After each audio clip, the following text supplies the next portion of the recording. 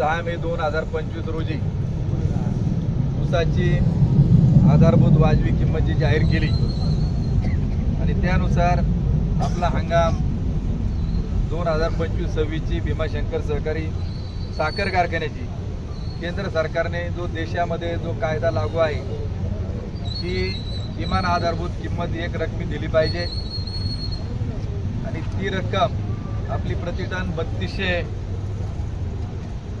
3272 रुपये 14 पैसे हा दर येत होता आणि त्यानुसार भीमाशंकर सहकारी साखर कारखान्याची संचालक मंडळाची सभा ही 7 डिसेंबर रोजी 7:12 कारखान्यावरती झाली। त्या सभेला देखील मी उपस्थित होतो आणि त्या सभेमध्ये FRP आपली 3272 रुपये 14 पैसे येत असताना आपण ती 3275 रुपये प्रति टनाप्रमाणे दिली पाहिजे असा विषय मी विषय क्रमांक 7 मध्ये त्या ठिकाणी मांडला, परंतु तो विषय त्या ठिकाणी मान्य न करता प्रति टन 3100 रुपये देण्याचा निर्णय घेण्यात आला आणि मी त्याला सांगितलं की याच्याबाबत माझं स्पष्ट म्हणणं आहे की तुम्हाला कायद्याप्रमाणे 3273 रुपये आपण जर दिले नाहीत तर तुम्हाला FRP रकमेवरती 15% व्याजाने शेतकऱ्यांना पैसे द्यावे लागतील। आज कारखान्याला 10-12% आपल्याला त्या ठिकाणी माल साठ्यावरती कर्ज मिळत असताना तुम्ही कारखाना अडचणीत आणू नका, तुम्हाला उद्या 15% पैसे द्यावे लागतील। तर माझं म्हणणं त्या ठिकाणी ऐकलं गेलं नाही। मी त्यांना सांगितलं की माझं मत हे तुम्ही प्रोसिडिंगला लिहून घ्या आणि नाही जर त्यांनी लिहिलं तर मी 8 तारखेला लगेच कारखान्याला हे पत्र कार्यकारी संचालकांना दिलं की जर तुम्ही 3 दिवसामध्ये म्हणजे 12 डिसेंबर पर्यंत जर त्यांनी ती रक्कम 11 डिसेंबर पर्यंत जर दिली नाही FRP प्रमाणे तर मी साखर आयुक्ताकडे तक्रार करेल। 11 डिसेंबर पर्यंत त्यांनी ते पैसे 3273 प्रमाणे दिले नाहीत। 12 डिसेंबरला मी साखर आयुक्ताकडे तक्रार लेखी स्वरूपामध्ये केली आणि त्यांना सांगितलं की आम्हाला या प्रकारे भीमाशंकर कारखान्याने पेमेंट आम्हाला दिलेलं नाही। ही माझी तक्रार प्रादेशिक सहसंचालक आणि साखर संचालक या दोघांकडे गेली। 2 तक्रारी होत्या। एक भीमाशंकरची वार्षिक सभा झाली त्याच्यामध्ये अजिंठ्यावरती विषय क्रमांक जो 7 होता की सन 24-25 या आर्थिक वर्षामध्ये जो भाग विकास निधीचा खर्च कारखान्याने 7,22,00,000 रुपये त्या ठिकाणी केला त्याचा कुठल्याही प्रकारचा उल्लेख आर्थिक पत्रकामध्ये त्याच्यामध्ये केला नाही। फक्त ज्या खर्चास मंजुरी देणे हा विषय होता। या 2 तक्रारी केल्या आणि मी त्यांना सांगितलं की साहेब किती तारखेपर्यंत आम्हाला न्याय मिळेल? ते म्हणले जर तुम्हाला आम्हाला 15 दिवसाचा अवधी त्या ठिकाणी तुम्ही द्या, याच्यामध्ये मी लगेच चौकशी करायला लावतो। आणि आपल्या सगळ्यांच्या माहितीसाठी की साखर संचालकांनी काल म्हणजे 22 तारखेला हे पत्र त्या ठिकाणी दिलं। एक कॉपी मला मेलवर पाठवली आणि प्रादेशिक सहसंचालकांना सांगितलं की याबाबत कळण्यात येते की वरील दोन्ही तक्रार अर्जाच्या अनुषंगाने तात्काळ चौकशी करून उचित कार्यवाही करावी, केलेल्या कारवाईचा अहवाल या कार्यालयात सादर करावा।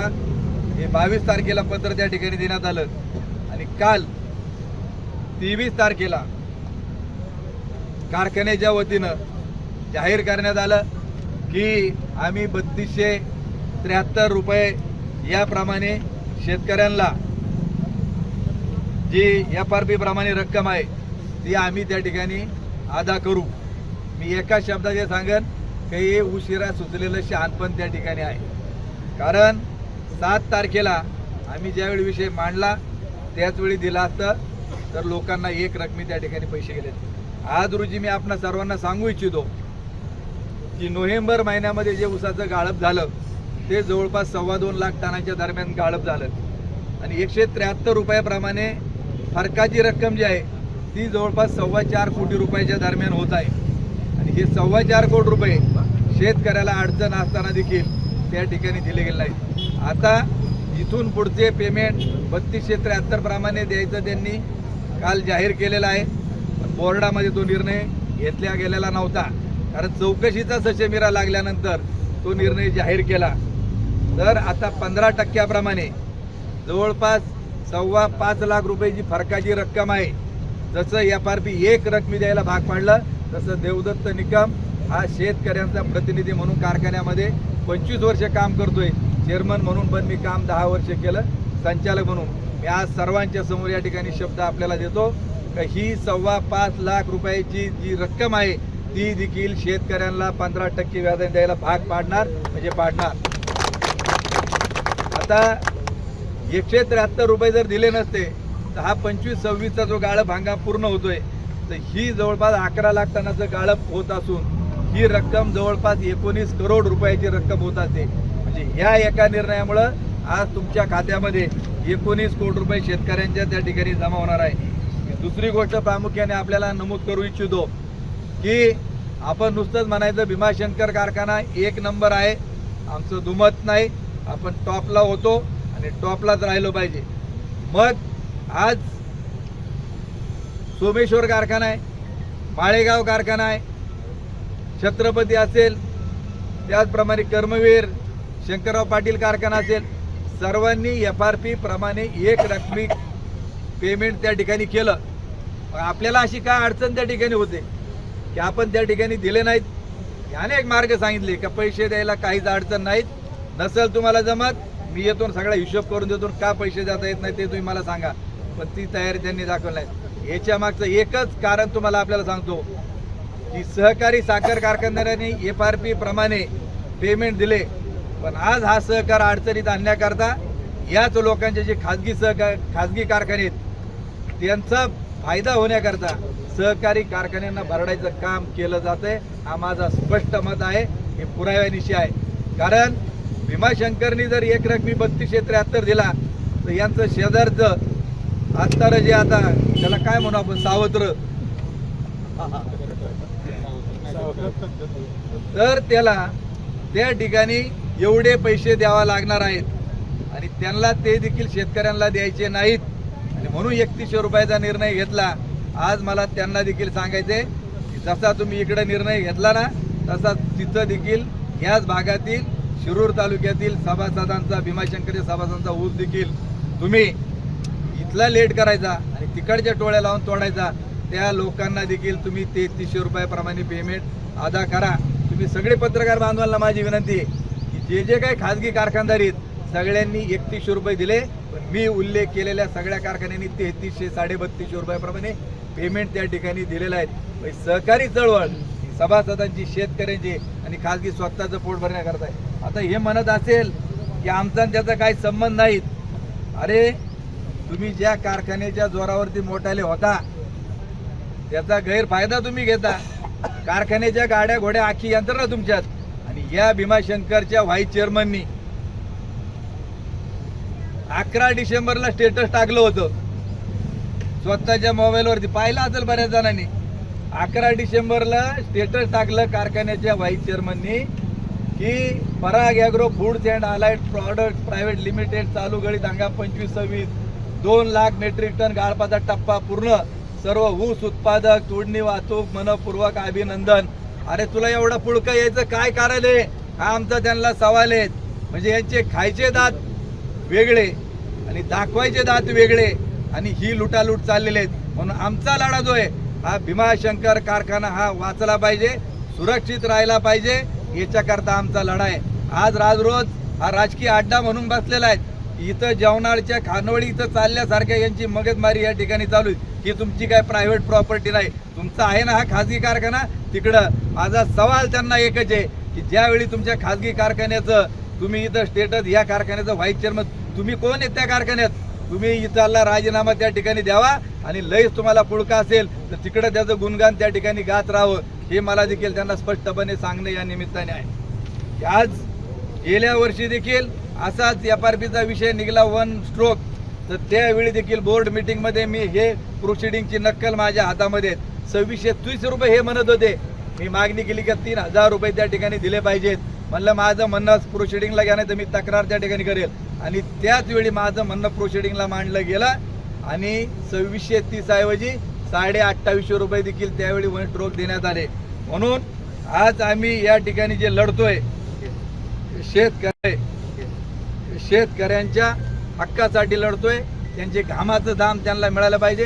जसा आज FRP प्रमाणे आपण पैसे त्या ठिकाणी एक रकमी घेतलेत, तसेच जे भाग विकास निधीचा दुरुपयोग निवडणुकीमध्ये करण्यात आला त्याचं देखील चौकशी करून तो देखील न्याय आपण मिळवून दिल्याशिवाय राहणार नाही. त्याचबरोबर ऊस उत्पादक जे आहेत, गेले 10 वर्ष ज्या सभासदांनी कारखान्याला ऊस त्या ठिकाणी घातलेले आहेत त्यांना देखील सभासदत्व करून घेण्यात आलेलं नाही. तर त्याच्यासाठी देखील आम्ही लढतोय आणि ते देखील लवकरात लवकर ऊस उत्पादकांना सभासद घेण्यात आपण भाग पाडू. आज आपण कारखान्याच्या अहवालामध्ये आकडेवारी जी पाहिली असेल की एकूण भीमाशंकरला गाळपाला जो ऊस येतोय त्याच्यामध्ये फक्त 13% ऊस हा सभासदांचा आहे आणि बाकीचे 35% लोक जे आहेत तालुक्यातले आहेत त्यांचा ऊस दुप्पट आहेत, परंतु त्यांना सभासदत्व दिलं नाही. शेजारील तालुक्यामधील 1000 लोक अधिकृत सभासद आहेत, पण त्यांना सुगाव लागून देत नाही. 5,500 लोकांचे पैसे इथं अनामत म्हणून पडलेत, त्यांना काही सुगावा त्या ठिकाणी लावून देते. पण यासाठी आम्ही लढत राहू एवढं देखील या निमित्ताने मी आपणा सर्वांना आवर्जून सांगू इच्छितो. त्याचबरोबर मला दुसऱ्या एक गोष्टीचा आवर्जून उल्लेख करायचा आहे की बऱ्याच वेळा लोक म्हणतात की कारखान्याने रस्ता करण्याकरता आम्हाला मशीन पाठवलं, लगेच हे पाठवलं.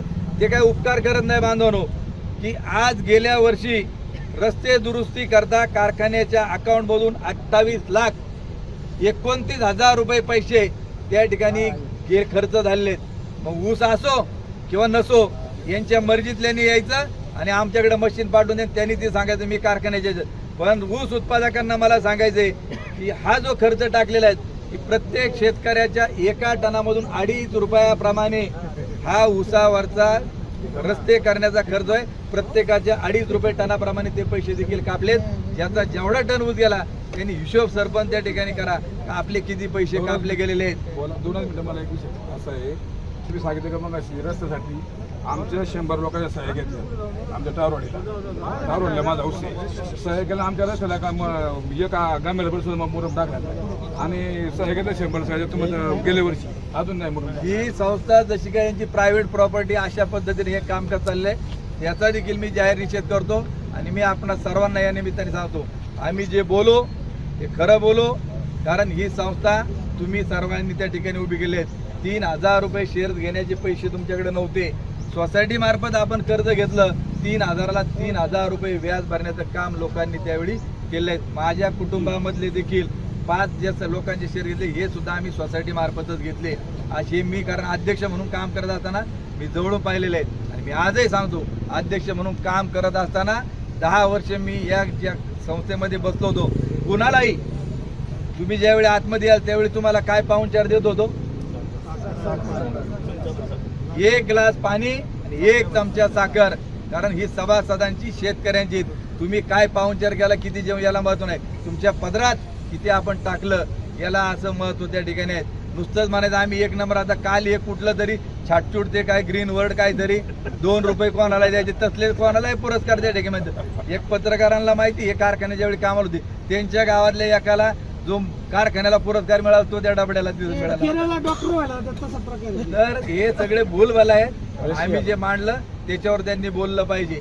आणि याच्या व्यतिरिक्त तुमचं काय म्हणणं असेल मी हे पण सांगतो की मधल्या काळामध्ये की ज्यावेळी राज्यामध्ये अति पाऊस पडला तर त्यावेळी आपल्या तालुका देखील एक आपत्तीग्रस्त तालुक्यामध्ये आंबेगावचा देखील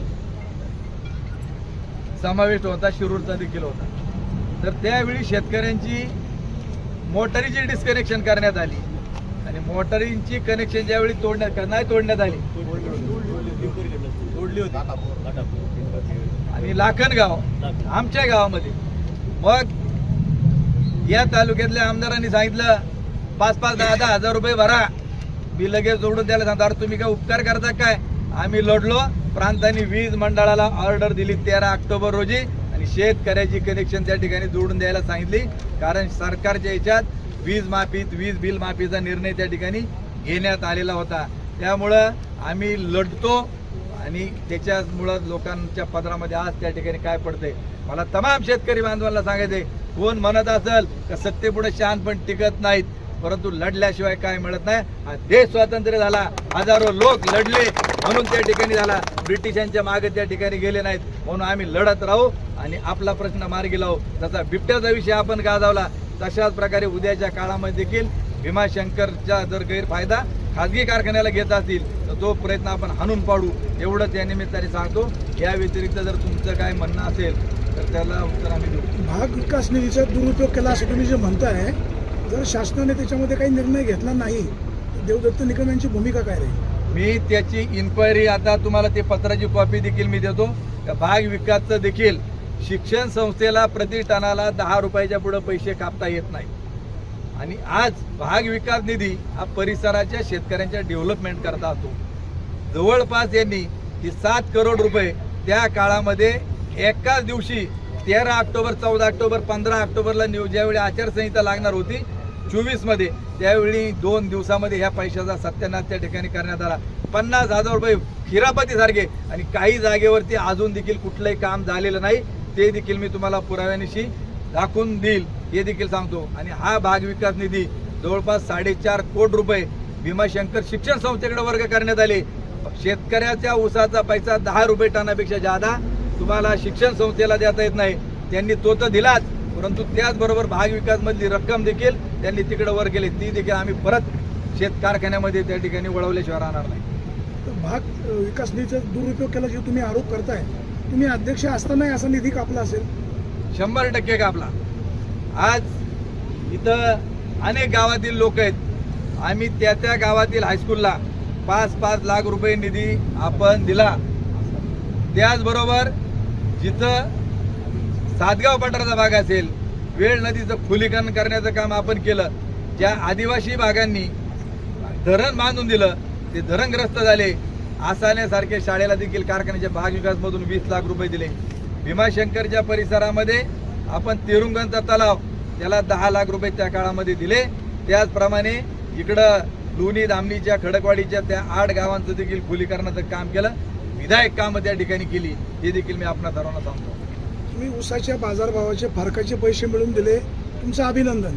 परंतु जी तुमची मासिक बैठक झाली तेव्हा अशी काही चर्चा झाली का पैसे उपलब्ध झाले आपण देऊ? कारखान्याकडं त्यांनी गणित मांडलं फक्त, ते देखील माझ्याकडे प्रोसिडिंगची नक्कल आहे. ठराव जो झाला त्याच्यामध्ये की आपल्याला उपलब्ध रक्कम त्याच्यावरती किती होते. आता ती रक्कम उपलब्ध होत असताना फक्त साखरेचं त्यांनी मूल्यांकन त्याच्यामध्ये धरलं. परंतु आपणा सर्वांच्या माहितीकरता सांगतो की आपल्याला जी रक्कम द्यायची असते त्याच्यामध्ये वेगवेगळ्या प्रकारचे मार्ग आहेत. एक की जे बाय प्रॉडक्ट आहेत, एक मिनिट, तो कागद याच्यामध्ये नाही, की बँकेनं साखरेचं मूल्यांकन 3500 रुपये क्विंटल प्रमाणे आणि त्याच्यावरती 85-90% प्रमाणे उचल घेण्यात येईल. तर त्यातला चेन पेमेंटला काही रक्कम, त्याचबरोबर प्रोसेसिंगसाठी काही 250 रुपये क्विंटल प्रमाणे पैसे रिझर्व केले जातात. परंतु जे इथेनॉल आहे, त्याचबरोबर कोजनरेशन आहे, तर याचं जे बिलिंग आहे त्याला डिस्काउंटिंग लोन असं म्हणतात. तर ते लोन 10 ते 12% जिल्हा बँक देते आणि त्याच्या माध्यमातून पुन्हा मागच्या महिन्यामध्ये ज्यावेळी मागील शिल्लक साठा होता तो देखील विकला गेला. त्याच्यामुळं पैशाची कुठल्याही प्रकारची अडचण नव्हती. परंतु एका शब्दात की जर भीमाशंकरनी 3273 रुपये जर दिले तर यांना परागला त्याचा फटका बसणार होता, म्हणून त्याचाही 31 भीमाशंकरचा 31. लोक अशी करतात जाऊ दे तुटून जातो. पण आज रोजी आता मी शेतकऱ्यांना सांगतो की आता डिफरन्सची रक्कम ही 300 रुपये टनाप्रमाणे जवळपास आहे आणि पुढच्या काळामध्ये देखील आपला रेट चांगल्या प्रकारचा आपण निश्चित मिळवून देऊ. त्यामुळे इकडे तिकडे ऊस घालू नये हे देखील मला सांगायचं. प्रदीप वळसे पाटील यांनी पदाचा दुरुपयोग करत खाजगी कारखान्याच्या बाजारभावाचं स्टेटस ठेवलं. वास्तविक सहकार्याची पॉलिसी वेगळी आणि खाजगी वेगळी. वळसे पाटील व त्यांचे सहकारी म्हणतात आमचा खाजगी कारखान्याशी संबंध नाही. ही नौटंकी, मनवेगिरी, राजीनामा मागणार. मागितलं की मी पहिलं सांगितलं, नैतिक जबाबदारी स्वीकारून त्यांनी दिलं पाहिजे, कारण हे स्टेटस त्यांनी ठेवलेलं आहे आणि दुरुपयोग त्या ठिकाणी होतोय आणि हे सगळ्यांना माहिती. इथले चांगले टॉपचे अधिकारी तिकडच्या कारखान्यामध्ये त्यांनी दिले. तिथला शेतकी अधिकारी भीमाशंकरमध्ये होता, चीफ इंजिनियर भीमाशंकरमध्ये होता, स्टोअरमधली लोक त्याच्यामध्ये होतं. हे सगळं इकडचा माल तिकडं लंपास करण्याचं काम चालू आहे.